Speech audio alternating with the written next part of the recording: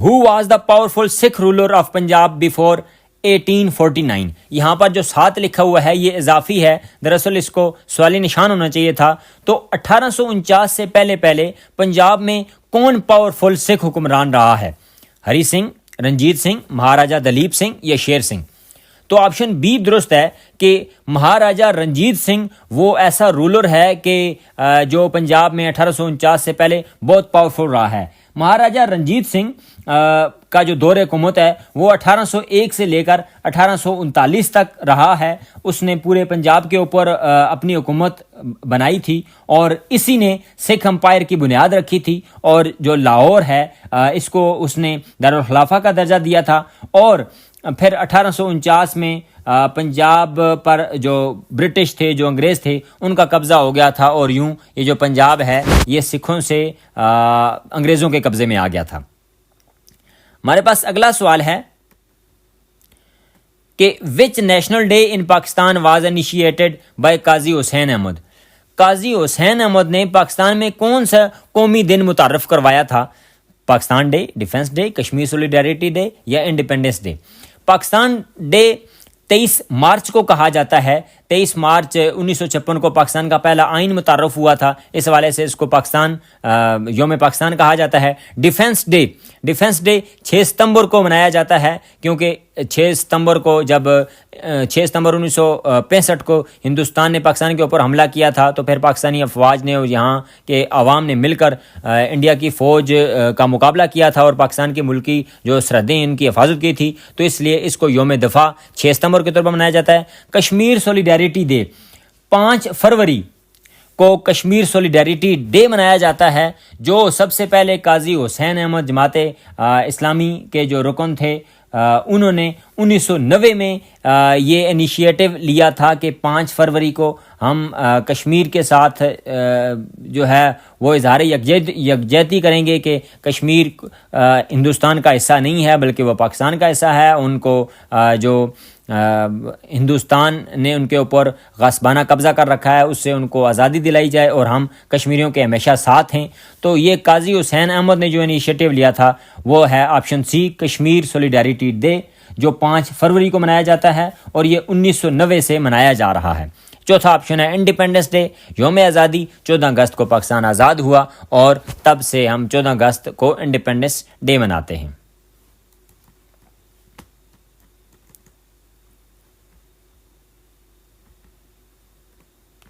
अगला सवाल हमारे पास, which natural phenomena is formed due to movement of air from high to low pressure areas.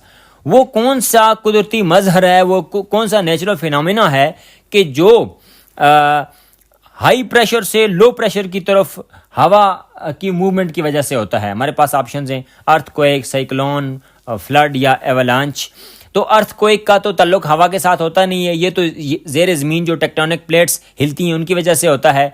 Cyclone ये दुरुस्त ऑप्शन है क्योंकि साइक्लोन गर्द गुबार को कहा जाता है कि जब हवा का प्रेशर नीचे ज़्यादा होता है और ऊपर कम होता है तो हवा गोल गोल चक्रों में घूमना शुरू कर देती है और उसकी स्पीड किलोमीटर्स में हो जाती है, जिससे काफ़ी नुकसान भी होता है। तो ये साइक्लोन दुरुस्त ऑप्शन है कि ऐसा नेचुरल फिनोमिना जो हाई प्रेशर से लो प्रेशर एरियाज़ की तरफ आता है।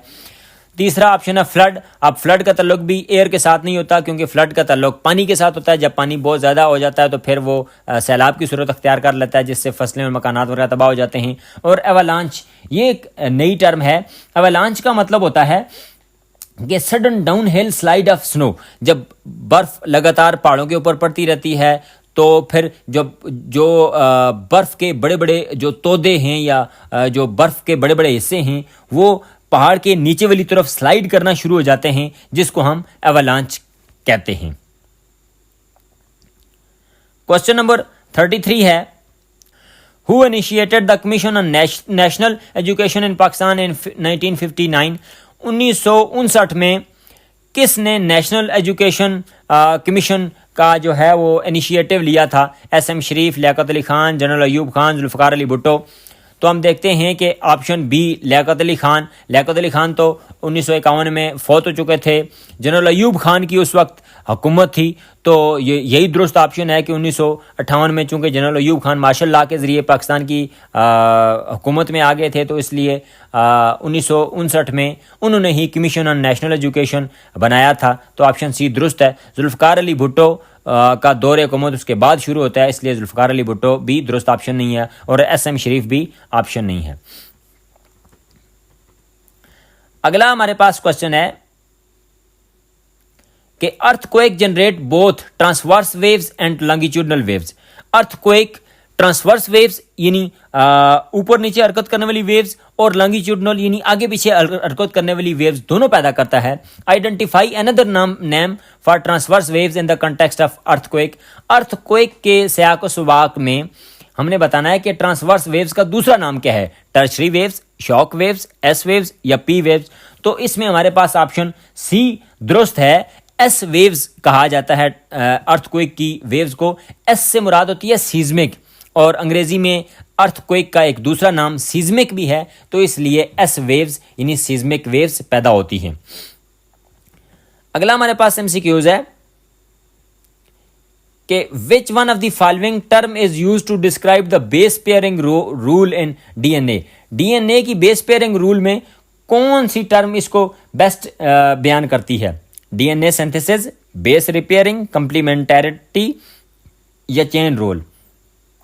तो हम देखते हैं कि DNA की पेयरिंग में हमारे पास जो है वो दो किस्म के पेयर्स बनते हैं जो चार DNAs बनाते हैं, चार प्रोटीन्स बनाते हैं। जैसे एडेनाइन मिलती है थाइमाइन से, और ग्वानिनाइन मिलती है साइटोसाइन से। ये दो जो पेयर्स बनते हैं इस पेयरिंग के अमल को कंप्लीमेंट्री कहा जाता है। तो ऑप्शन सी कंप्लीमेंटेरिटी ये दुरुस्त जवाब है। When oil and petrol spread over the water surface caused which one of the following. अगर हम पानी की सतह के ऊपर पेट्रोल या ऑयल वगैरह डाल दें तो फिर उससे क्या हो जाएगा? Aquatic plants grow better. Aquatic plant का मतलब है कि वो वाले पौधे के जो पानी के अंदर रहते हैं। तो एक्वाटिक प्लांट ग्रो बेटर, जो पानी के अंदर रहने वाले, पानी के अंदर पैदा होने वाले जो पौधे हैं उनकी ग्रोथ अच्छी हो जाएगी। फिश पॉपुलेशन इंक्रीजेज, मछलियों की आबादी में इजाफा हो जाएगा। वाटर बिकम्स मोर ट्रांसपेरेंट, पानी ज्यादा शफाफ हो जाएगा, साफ हो जाएगा। या sunlight penetration and oxygen mixing are prevented, या बाहर से आने वाली जो सूरज की रोशनी है और जो बाहर से आने वाली ऑक्सीजन है वो रुक जाएगी। तो जब हम पानी की सतह के ऊपर ऑयल या पेट्रोल वगैरह छिड़केंगे तो फिर जो ऊपर से आने वाली सनलाइट है, सूरज की रोशनी है और ऑक्सीजन है वो नीचे तक नहीं जाती, और ये ऑप्शन डी हमारे पास दुरुस्त है। The number of ozone molecules that can be destroyed by one chlorine atom is, एक क्लोरीन एटम कितने ओजोन के मॉलिक्यूल्स को तबाह कर सकता है? 1000, 10,000, 50,000 या 100,000 यानी 1 लाख। तो इसका दुरुस्त ऑप्शन है ऑप्शन डी, 1 लाख ओजोन के मॉलिक्यूल्स एक क्लोरीन एटम तबाह कर सकता है। अच्छा, उसकी वजह क्या है? वजह यह है कि जो क्लोरीन है ये क्लोरोफ्लोरोकार्बन से पैदा होती है। अब जो क्लोरोफ्लोरोकार्बन हैं इनसे अल्ट्रावायलेट रेज निकलती हैं जो कि बहुत ही ज़्यादा खतरनाक होती हैं। अब ये क्लोरीन ओजोन से मिलती है और इससे ऑक्सीजन बन जाती है, और साथ ही साथ क्लोरीन ऑक्साइड भी बनती है। अब ये जो क्लोरीन ऑक्साइड है ये फिर ओजोन के साथ मिलती है और फिर एक चेन रिएक्शन शुरू हो जाता है, और ये फिर एक सिलसिला चलता ही रहता है जिससे ओजोन के मॉलिक्यूल्स तबाह होते जाते हैं। तो इस तरह एक क्लोरीन एटम ये 1 लाख ओजोन मॉलिक्यूल्स को तबाह कर सकता है।